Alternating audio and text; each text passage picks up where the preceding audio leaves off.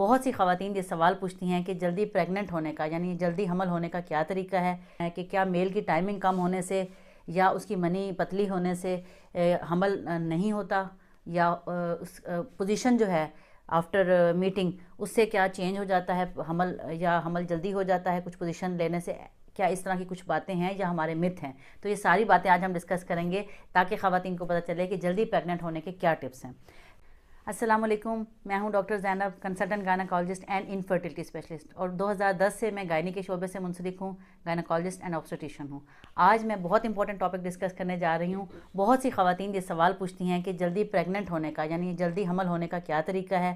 کچھ متس ہیں، کچھ کوسچنس ہیں جو خواتین کے، جن کو میں نے آج ڈسکس کرنا ہے کہ کیا میل کی ٹائمنگ کم ہونے سے یا اس کی منی پتلی ہونے سے حمل نہیں ہوتا، یا اس پوزیشن جو ہے آفٹر میٹنگ اس سے کیا چینج ہو جاتا ہے حمل، یا حمل جلدی ہو جاتا ہے کچھ پوزیشن لینے سے، کیا اس طرح کی کچھ باتیں ہیں یا ہمارے مت ہیں؟ تو یہ ساری باتیں آج ہم ڈسکس کریں گے تاکہ خواتین کو پتہ چلے کہ جلدی پریگننٹ ہونے کے کیا ٹپس ہیں۔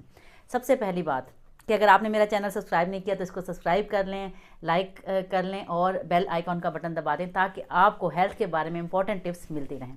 تو چلیے چلتے ہیں اپنے ٹاپک کی طرف۔ سب سے امپورٹنٹ بات، جو خواتین ہیں جو پریگننٹ ہونا چاہتی ہیں ان کو یہ اپنے سائیکل کا ضرور پتہ ہونا چاہیے۔ آپ کا سائیکل 28 دن سے لے کر 35 دن تک ہو سکتا ہے اور یہ نارمل ہے، یعنی کہ کچھ خواتین کو 28 دن کے بعد ماہواری آ جاتی ہے، کچھ کو 30 دن کے بعد آتی ہے، کچھ کو 32 دن کے بعد آتی ہے، کچھ کو 35 دن کے بعد آتی ہے، تو یہ نارمل ہے۔ پھر سب سے امپورٹنٹ یہ ہے کہ کچھ کو تھوڑی بلیڈنگ ہوتی ہے، کچھ کو زیادہ ہوتی ہے، کچھ کو 7 دن ہوتی ہے، کچھ کو 5 دن ہوتی ہے، کچھ کو 3 دن ہوتی ہے، یہ بھی نارمل ہے۔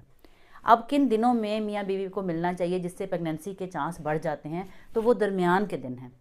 درمیان کے دن کیسے؟ یعنی کہ جو انڈا ریلیز ہونے کے دن ہوتے ہیں ان کو ہم شروع سے کاؤنٹ نہیں کر سکتے، ہم ماہواری کے پیچھے سے کاؤنٹ کرتے ہیں۔ جیسے ایک خاتون کو اگر اب دسمبر کا مہینہ چل رہا ہے، اگر ایک خاتون کو 15 دسمبر کو پیریڈز آئے ہیں تو ہم پیچھے سے گنتی کریں گے، 15 میں سے ہم 12 مائنس کریں گے، تو اس کا مطلب ہے 3 تاریخ کو اس کا ایگ ریلیز ہوا، 3 دسمبر کو۔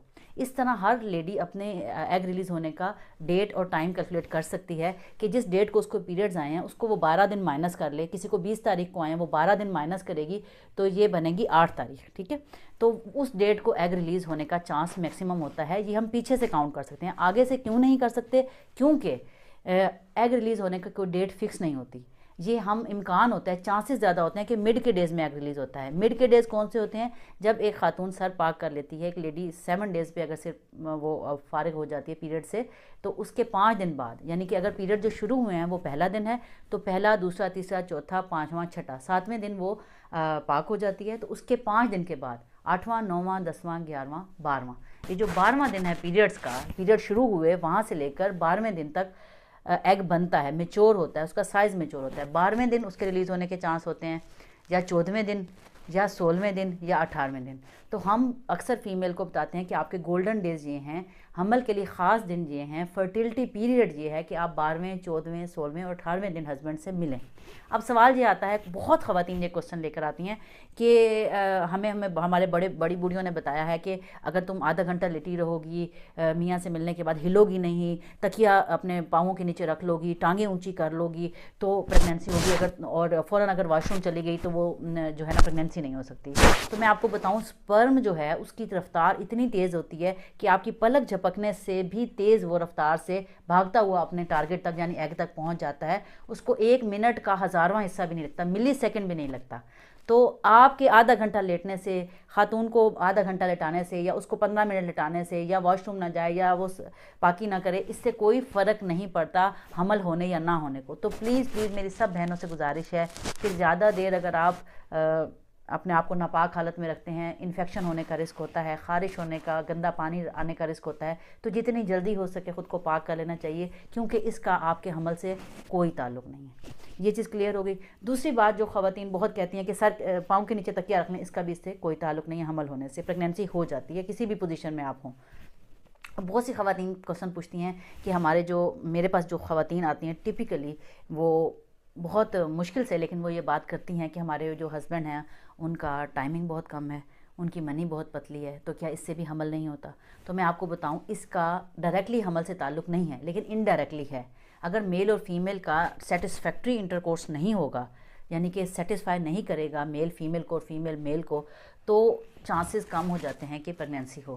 لیکن ڈائریکٹلی اس لیے نہیں ہے کیونکہ 4 منٹ منیمم ٹائم ہے میل کا ایریکشن کا. تو 4 منٹ اگر وہ ایریکشن ہوتی ہے، 4 منٹ تک اگر وہ ایریکشن ہو جاتی ہے تو 4 منٹ سے لے کر 10 منٹ تک یہ نارمل ٹائمنگ ہے ایک میل کی، ایوریج ٹائمنگ جسے ہم کہتے ہیں، 4 منٹ سے لے کر 10 منٹ تک. اکثر خواتین کو یہ غلط فہمی ہوتی ہے یا ان کو یہ بتایا جاتا ہے کہ نہیں جی 15 منٹ 20 منٹ ٹائمنگ ہونی ضروری ہے حمل ہونے کے لیے. تو ایسی کوئی بات نہیں ہے. ٹائمنگ چاہے 3 منٹ ہو، چاہے 4 منٹ ہو، چاہے 5 منٹ ہو، پریگنینسی ہو جاتی ہے.